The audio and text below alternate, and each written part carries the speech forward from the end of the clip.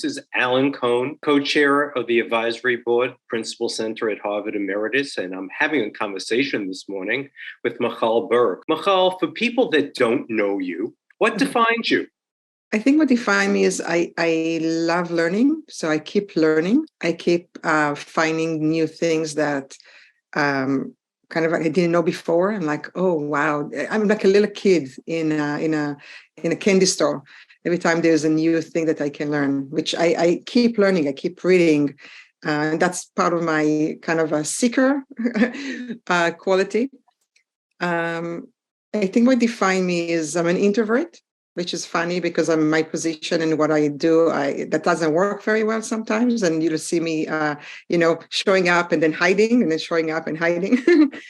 So that's for sure one of my qualities. And it's always going in and kind of like finding out, what can I do differently or what happened here? And it takes me time sometimes to catch that. And I have deep passion to really helping, young people, children, their parents. I don't know, there was something that I come with from my childhood that I recognize how much help we need, how much more information we need to go through life to actually handle life in the best way possible. And I am an optimistic. I always find the positive in every situation. I would say that's for sure. Born and raised in Israel in the 70s, and kind of war zone, terror attacks. That's part of my growing up. A deep sense of knowing how life is fragile and not taking it for granted. We know Israelis to be a little bit harsh and rough and a little bit direct. So I have that, but I think it comes from really surviving. It's coming from the need to handle a lot of life challenges and keep going. And we kind of handle things with, no matter how bad it is and how terrible it is, there's always you can always find a joke about it. And I was really looking for spirituality very young. So I got to spirituality at my teenage years. Really looking for answers of, why are we here? All the common questions that I think everybody is asking. Why are we here? Why is it there's so many bad things happen? And what can we do differently to live a better life? So I did. I started on a very young in a spiritual path and exploring different things and joining a spiritual community and really as a seeker, keep asking the questions, keep looking for answers. Beautiful, beautiful. Would you share a little bit about SFK? Sure. SFK started actually off the organization that I was belonging to, the Kabbalah Center. And it started as just an after-school kind of outreach program. And it evolved to be its own organization, separated from the mother organization. SFK today is an educational non-for-profit, educational organization that teaches spiritual, social, emotional learning.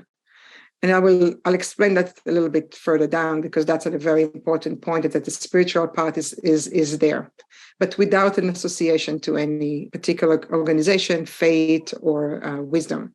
SFK is what we do for the past 15 years is creating content that the vision of the content is to reach everyone, to be applicable to every child, no matter what's their background.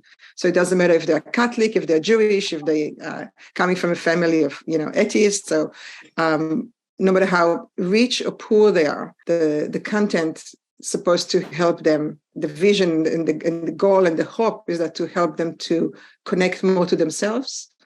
And to start, even the first thing that we even touch on is the understanding that there is more in life than just physicality. And I think that's, we take it as obvious as adults, but I don't think it's obvious for children. So, they're definitely not talking about it in school. So we have everything that we experience in our five senses, what we smell and taste and touch and feeling, and there's a weight to it, there is a measurement to it. But then there is a whole other universe, which is the spiritual universe. And if we don't give it a language or help them to understand that, life can look really scary.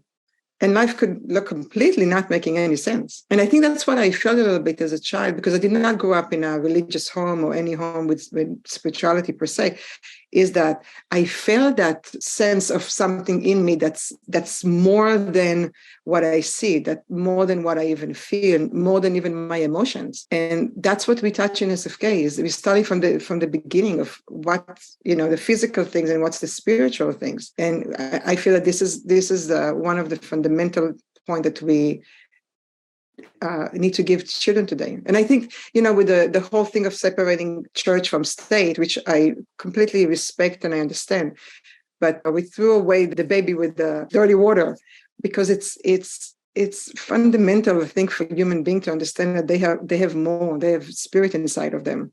And I don't care how you call it, and I don't care where you're coming from.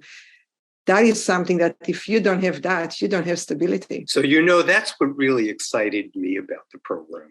I must tell you, I must share with you, because what I saw was, besides teaching the spiritual rules, which are very common in the Middle East and in India and in Kabbalah, they resonate throughout. What you were teaching was a relationship, and a relationship with whatever you want to call it, God, spirit, he, she, whatever. You were teaching young children that they have an active relationship with a higher power. Yeah. And not only that, is that, we live in a world where it seems that everything is coming from the outside in.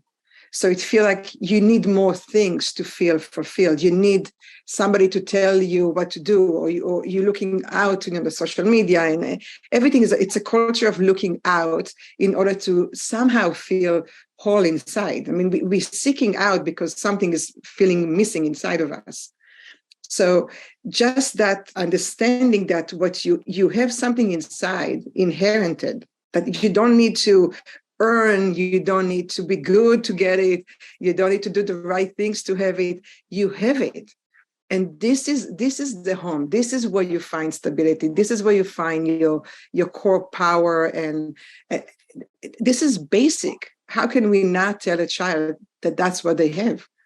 Because then you send them on a journey of forever looking for something outside of them, because something's feeling not complete inside. So I think that's one of the things. And we help kids to understand, even what you think that you want. So there's the list of like, what do you want? I mean, you ask a child what they want, they tell you, it's the new Xbox, it's the bike, it's the skateboard, is you name it. They have a very clear list of what they want, physical things.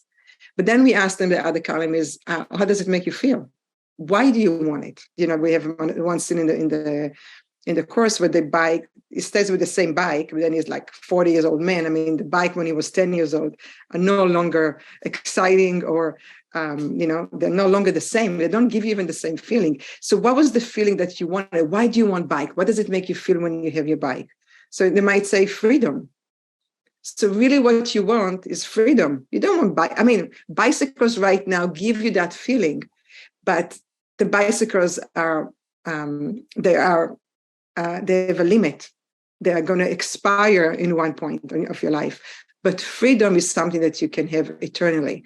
Freedom is something that this is what you want, then how to reach it can change. But to know that what I really want is the sense of freedom, that's huge. That's because otherwise I keep thinking that I need to get something new physical, because I'm missing that sensation of freedom. Absolutely. So I so much agree with you. It's really about looking in and being satisfied from within, instead of getting something from externally. It really is. I mean, that really is the answer. The past 3 years with this pandemic, the world is upside down right now. All right. Yeah. Why SFK? And why now? Why is it so relevant now? A few reasons. Going through this whole scenario where there's things from the outside that's supposed to like scare you, and then there's things that you're supposed to do and not do, and so much of information and conflicted information, and like more than ever. I saw how important it was for me to show it for myself, obviously, and to show it for my children also, that you need to really take a second and you need to look inside and you need to like ask yourself, what's, does it feel right? Does it ring true to you? Like you have to be skeptical about everything. And I think this is a muscle that we all have to have, because there are pitfalls in everything, in spirituality, in religion, in politics, in everything that you're ever going to be involved or looking at. You have to still have a sense of self in all of it. And you have to have a sense of self where you can take a second and not to be just a follower and not just kind of like do because, like you have no control, you have no say, and you don't have even the skill to kind of check in with yourself. Go in, check, ask more questions. One of the things that SFK is giving children, because we teach them about the two voices, that everybody has two voices inside, which is a constant pain in the neck. It's a constant conflict. You have blind voice, you're like, you want to do it, and then you say, no, don't do it. It's dangerous. It's scary. They're going to laugh at you. You want to do something, and then, no, don't do that. There's like a constant conflict about being and not to be, almost. It's like, and there's a voice that's, just want you to go and get it and be selfish and think about yourself. And then there's the one like, no, maybe I need to think about somebody else. And the kindness, we have the monster and we have the kindness. We have, all this, we are such a complex creatures. So in SFK, we teach the kids about those two voices, and we put it on the table and say, everybody has this conflict and two voices. Your president, your teacher, your priest, your parents, not only you.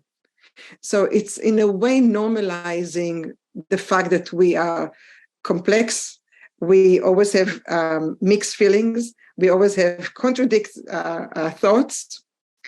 And we need to kind of take a second to quiet ourselves and to find that, because the true voice is a little bit more quiet. Yes. It's a little bit more passive. It's a little bit more kind of like giving you a hint, and then you have to kind of catch it. It's not very obvious. It's not very loud. So just that, and that's why going with the pandemic, I mean, I can't even begin to say how devastating it was for children, this pandemic. And beside the not going to school, not being face-to-face with their peers, this Zoom thing, but the fear, the uncertainty, the fact that they need to, open the TV to know if they're going to be okay or not.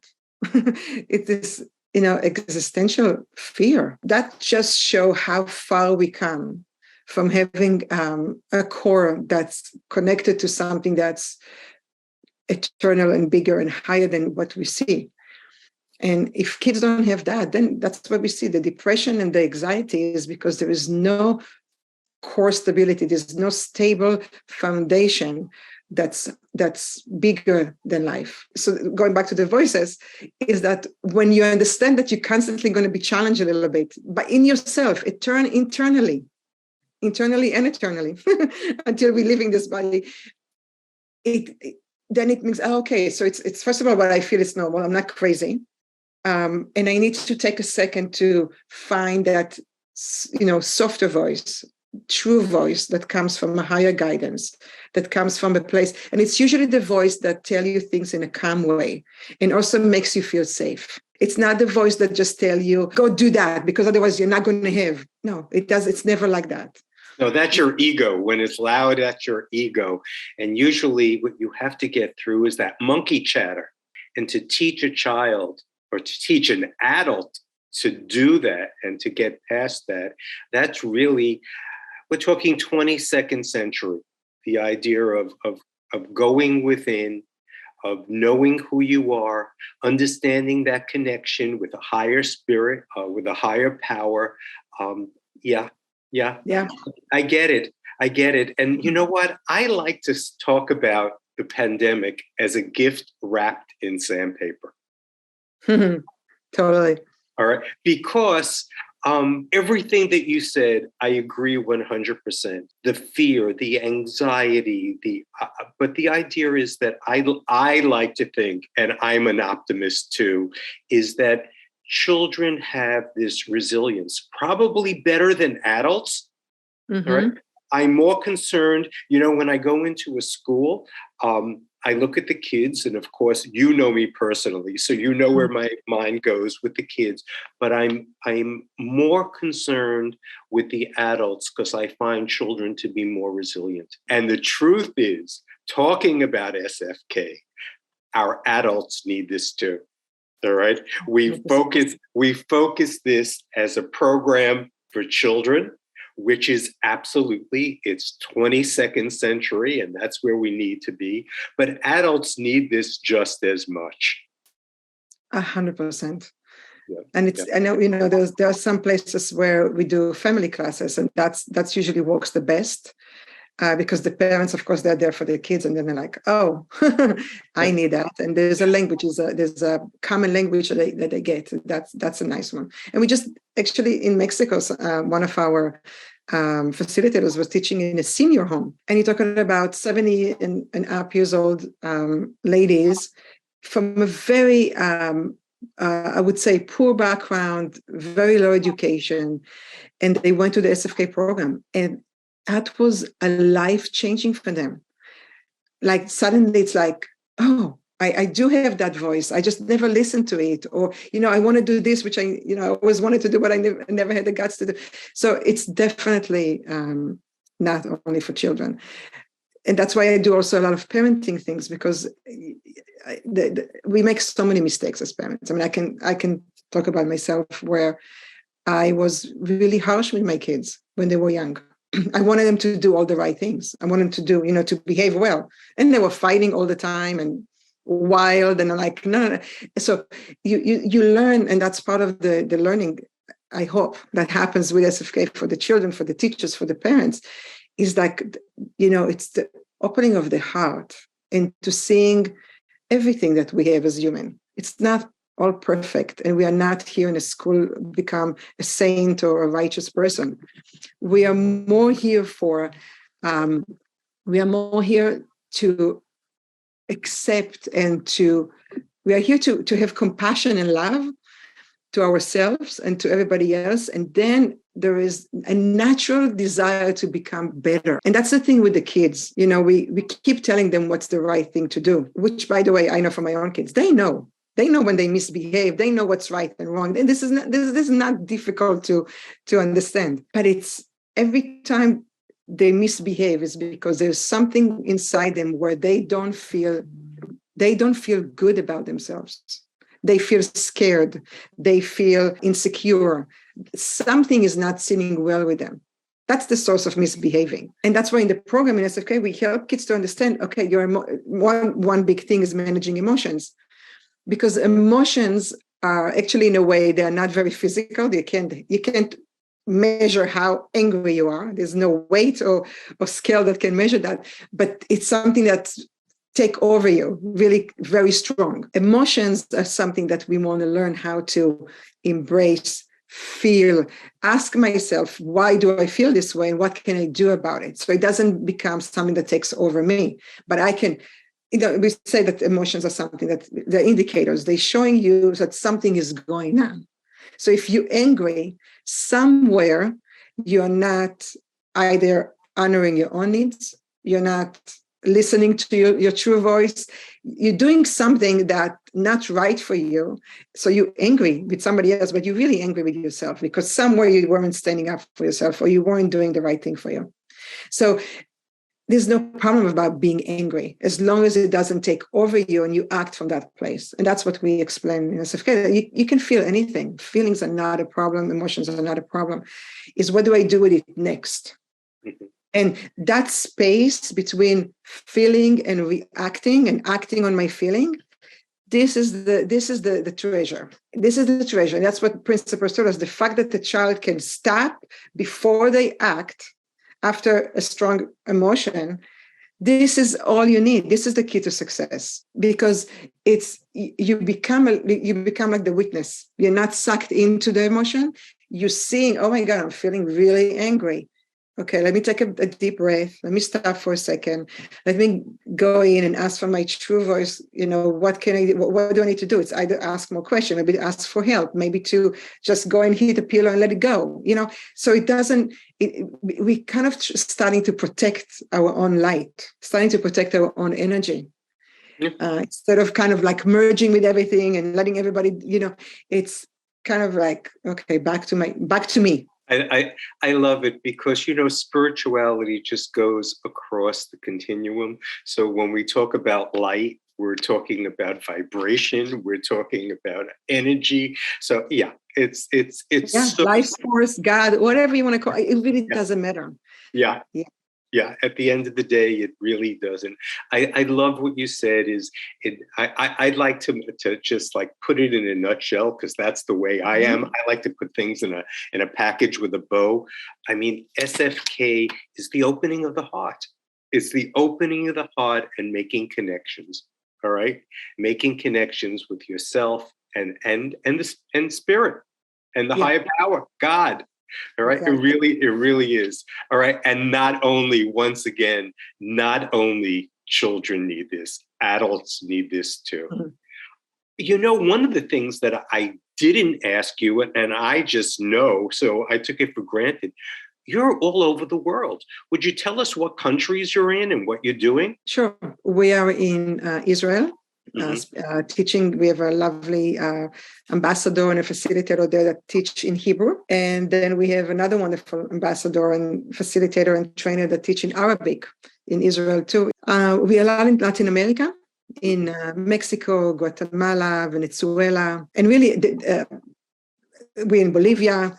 We're in Africa right now, and there's so many more. We have such an amazing people all over the world that they're so passionate about it, and they go to different places. It's not always easy to get into schools because it's still a spiritual program that has the word spirituality in it, and sometimes but they're so creative about who they reach and how they reach them.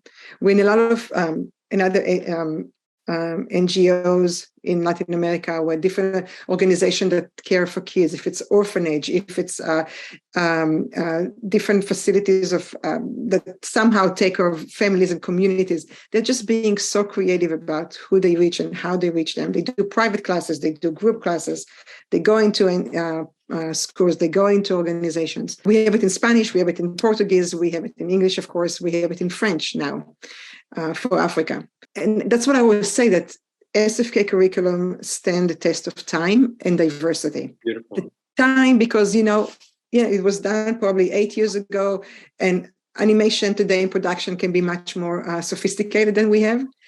But the content is timeless. And actually, the more time goes by, the more it's relevant. The more there is this craziness of, my identity, or what is my, who I am and what we are, and all this polarization and all this, the more we need it. And we have absolutely the proof that it goes through across cultures and religions and social economic backgrounds. This is really, for me, the most important part, because I don't believe that anybody owns any wisdom.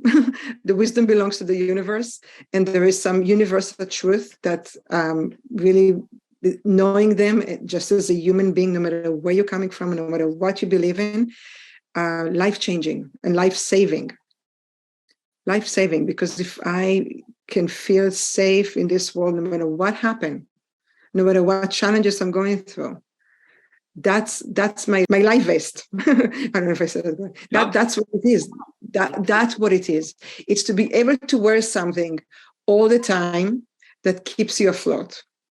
Beautiful. Yeah. Regardless of what, forces and situations and circumstances and everything that testing us, is that there is something that I wrap myself with, and it's from inside me, that I can always turn to. I can always get power from it. I can always get comfort from it. That takes us beyond and over, and being able to see the lessons and the challenges, because just to tell somebody, oh, this is a great lesson, can be really like brutal. You have to get to it from yourself, from inside out. You have to feel like you're connected closer to that energy inside of you, to the divine energy in you, through those challenges.